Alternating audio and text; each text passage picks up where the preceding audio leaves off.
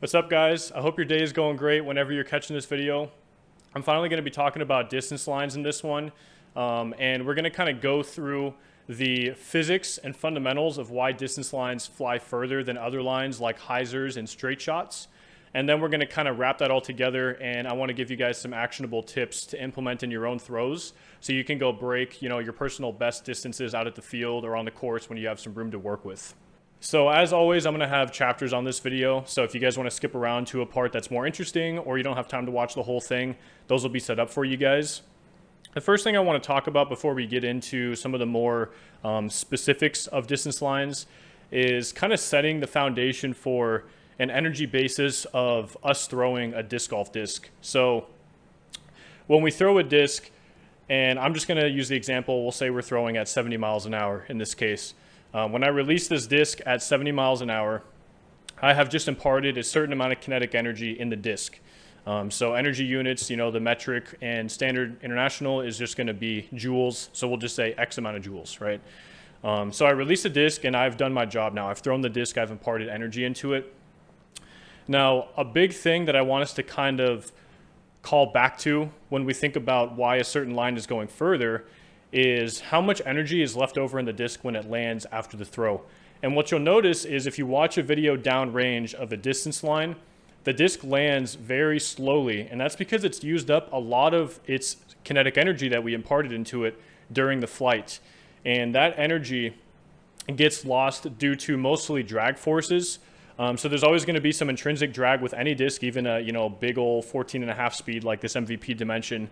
And then there's also always going to be drag associated with lift. So lift never comes at zero cost, and you'll see in aerodynamics, drag to lift ratio, lift to drag ratio is a big thing that's considered. So nonetheless, I threw the disc at 70 miles an hour.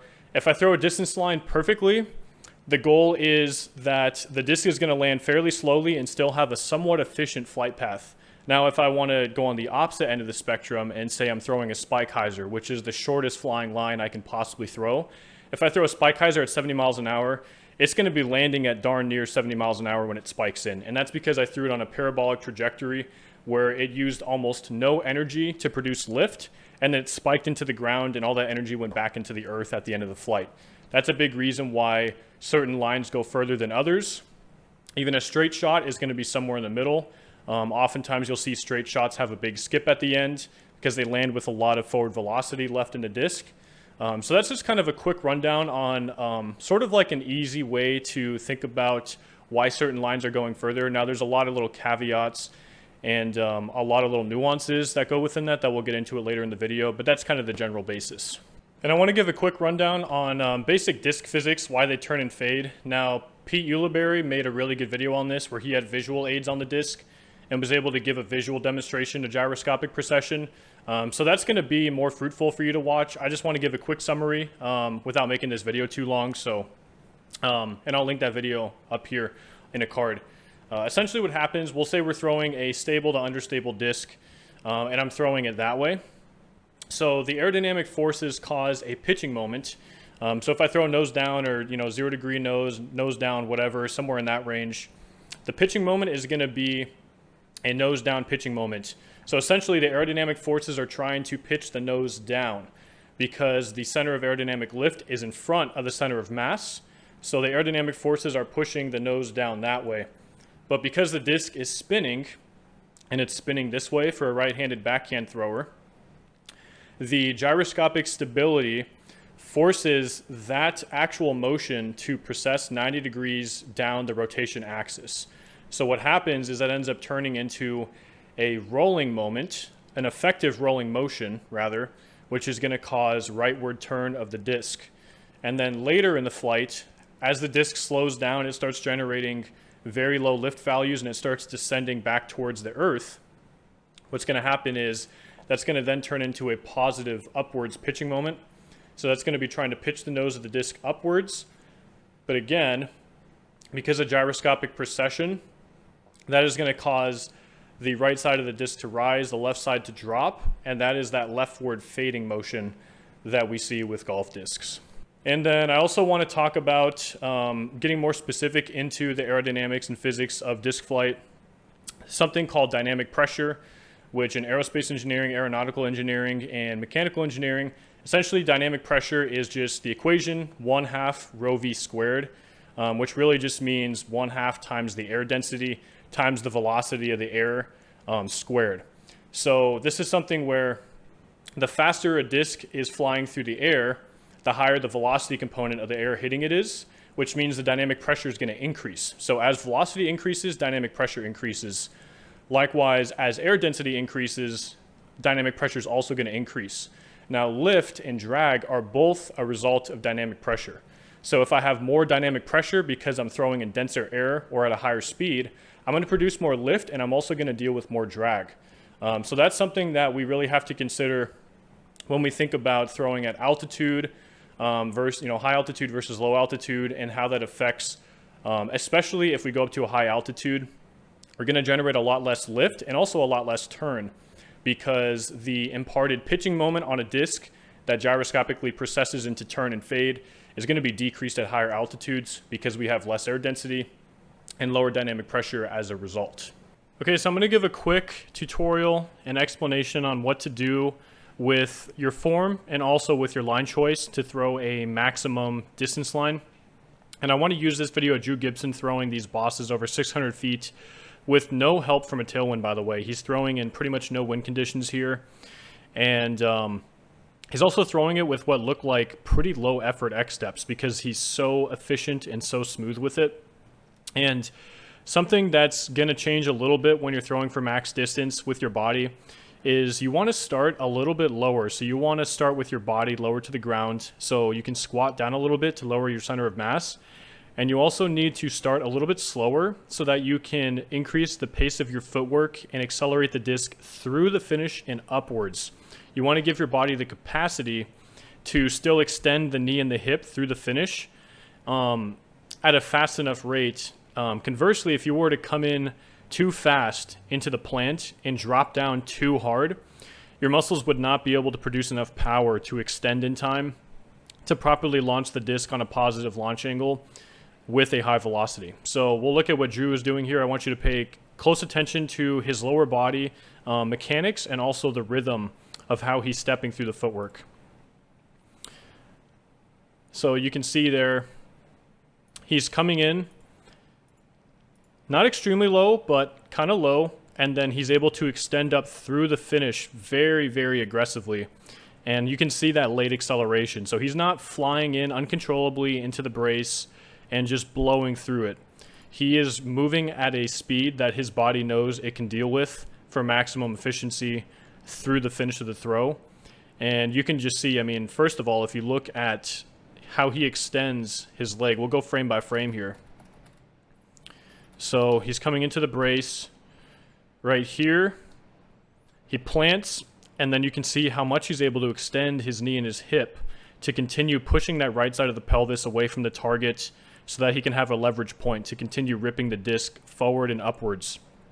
And then if you just look at the line that he hits right here, it's a nearly perfect distance line.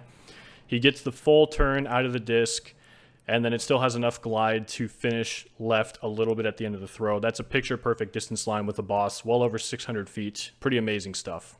Okay, so now I'm going to talk about how to use the wind to your advantage. So if you're just in a field where you can throw in any direction and you want the furthest possible throw, you're going to want a left to right tailwind for a right-hand backhand thrower. So on this day, the wind was coming in pretty much like this. And if you're a lefty, just reverse that. You're going to want a right to left tailwind.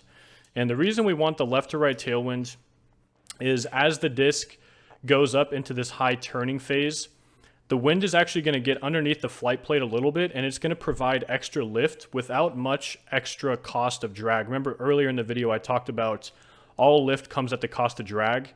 Well, when we have a left to right tailwind like this, we can generate lift with less drag cost, which is going to give us more time aloft for that disc to use up its energy without wasting it by transferring energy into the air molecules via drag. And this is still my furthest throw ever. This is sea level, and I think this was about a 12 to 13 mile an hour left to right tailwind, just a lucky throw, and it got a perfect air bounce. But what you'll see here is the disc gets that wind lift that I'm talking about. So you can actually see it right here. Right after release, right here, you see the wind lifts the disc up. And I didn't actually throw it on a crazy launch angle, but I got really good wind lift right here, and it looks like it's going to burn over. But then it just gets so much lift. And this was probably some lucky air bounce from a headwind shift at the end, which, you know, we can never count on. This is a 1 in a million throw right here for sure. But you can see how long this disc, I think this was an 11 or 12 second hang time with a max weight destroyer. And when it comes down, I mean, it basically has very little left. You can see the wind's actually pushing it around because it's kind of just stalled out at the end. So the reason that's still my furthest throw, even though I'm better at throwing now, is because it was using the wind perfectly. And quite frankly, I got kind of lucky because my next furthest throw is like 710 feet since then. And I want to use this as an example to show how to deal with maybe suboptimal conditions. So they have a right to left, pretty strong crosswind. And as you guys probably already know, Double G is kind of the master at getting the most out of the conditions. And you'll see he is kind of flipping the principle that you would use for the left to right wind. So he's actually throwing a steep hyzer with a very understable disc. This is a Star Katana with a pop top, I believe. So pretty flippy, extreme hyzer angle. And you'll see right here, this wind gets this free lift from that right to left wind coming underneath the flight plate to provide extra lift. So right here, this wind's relative velocity, again, it's not like the wind experienced by the disc is exactly like this, but he's getting some extra lifting force from that right to left wind. So he actually throws this on a fairly low line. I mean, this is pretty much golf line height, but the wind lift pushes the disc up, and then you can see it never turns over too much. And the reason we don't want that with the right to left wind is because if this disc was really turned over, we'll say the disc was on, you know, a steep turn like this, that wind would be coming in and pushing the disc down, which would be reducing lift and not doing anything good or bad for drag. And that's not what we want. So you'll see he has a lot of spin on the disc, and he's able to keep it up in the air, and then he gets even more push at the end. So it's a stronger finish, and the disc spends more time in hyzer with the right to left wind, which is what we want to look for. And if this was a headwind, we'd want to throw the disc even lower because headwinds are going to increase lift and increase drag. And going back to the dynamic pressure example in the beginning of the video, when the incoming airstream speed increases because we have a headwind plus our throwing speed, it's going to increase drag and lift at the same time. And when we have that headwind, the extra lift is going to pop the disc up even higher, but it's also going to cause it to stall out earlier. So if you have a headwind, you don't have to throw distance lines as high, and it'll be optimal to throw them a little bit lower. And it might not look that dissimilar to what Double G is doing here. Now, if you had a straight headwind, you would probably want a little bit more turn and a little bit less fade. But if you have a right to left wind or a right to left headwind, you would want to do something like what Double G is doing right here. Another thing that was requested for me to talk about is it better to throw an overstable disc on an anhyzer, or is it better to throw an understable disc on a hyzer flip? And I'll show a couple examples here from some throws that I have that are similar distances. So the first throw here is going to be a pop top Star Destroyer that's pretty flippy, and I'm throwing it on a hyzer flip. And this goes right about 700 feet. So you can see it flips up and turns over. You'll see it reappear here. And then it has an extremely long glide phase and then comes back and fights back just at the end. And then for the overstable anhyzer release example, I'm throwing a Halo Boss. From what I understand, this run of Halo Bosses I got are really overstable and have really poor glide. So this is going to be an example of an anhyzer release with a beefy disc that has much less glide. And we'll look at the release angle here.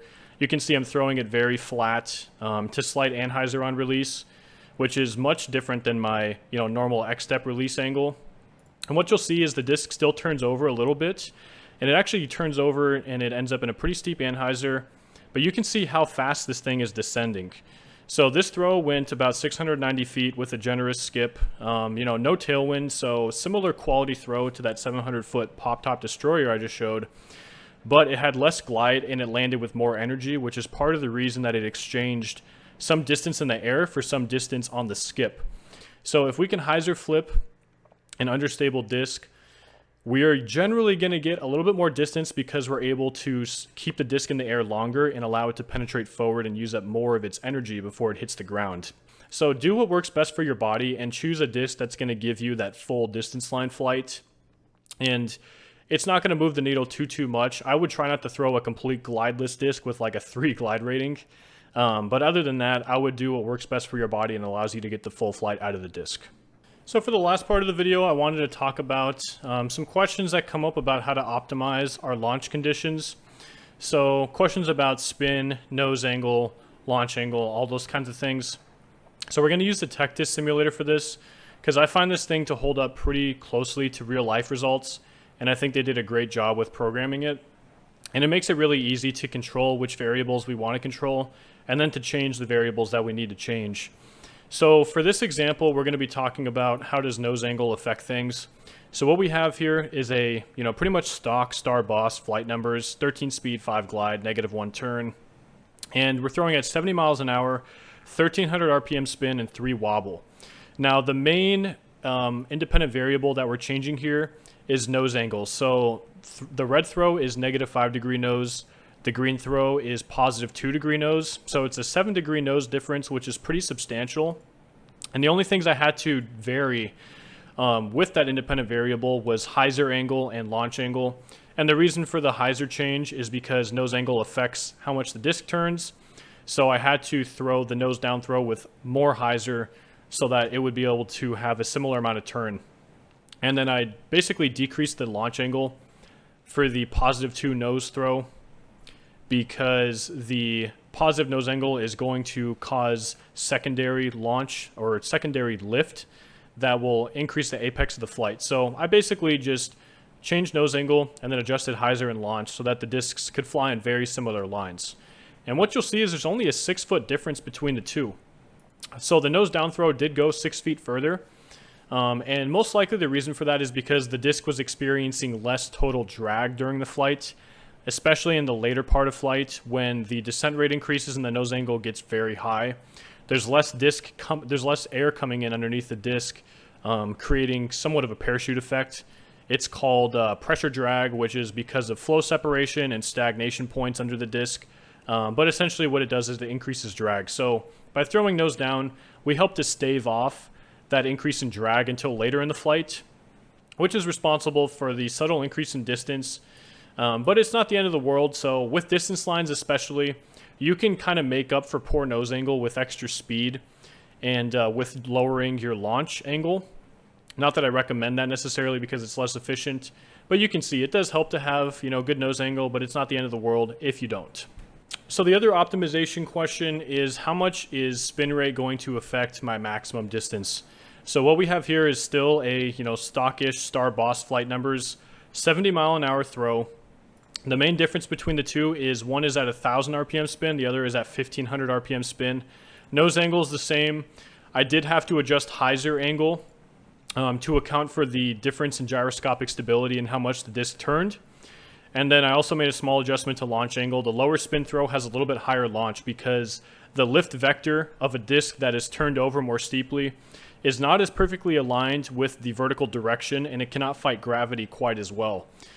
So if it's turned over more, we have to launch it a little bit higher to give it the same amount of time in the air as a disc that has a better orientation of its lift vector because it has more spin and it's not going to turn over as much. So you can see the difference is 16 feet here, which for going from 1,000 RPM to 1,500, we're talking 50% increase in spin, which, you might as well be going from a human being to being a cyborg, a spin cyborg at this point. That's a big difference in spin. That's really hard to do. And 16 feet is definitely, enough to not scoff at, but it's not the end of the world in terms of, throwing 530 versus 540 like we see here. Now, the big thing that we see and the reason why there is a difference in distance is so the low spin throw, which is this teal color. If you see down here at the bottom corner of the screen, so we're pretty much throwing to the same endpoint over here. But the throw with less spin, it had more extreme turn and fade, as you can see over here. So the disc actually traveled a further distance through the air, even though it ended up at the same point B. And what I like to break this down into is right here is where we're throwing from, and right here is where we're landing. Point A and point B. That distance, that is actually our displacement vector. So essentially, this is what we're measuring to. We're measuring to the endpoint. But the disc with less spin actually had to travel further through the air to get to the same landing spot, whereas the throw with more spin was able to use a straighter flight with a better orientation of its lift vector. So it didn't need as much lift and associated drag to get the same job done.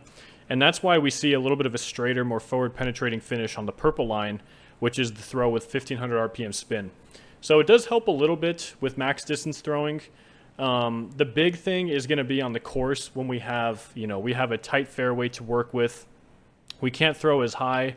We don't have as much left to right width. That's where the extra spin is really going to enhance your golf distance, because how far you can throw is going to be often limited by how much fairway width and height you have to work with. And that's why guys like Garrett Gurthie throwing 1600 RPM, 1700 RPM spin is able to throw, he can throw 550 foot pretty straight golf shots because he has so much spin.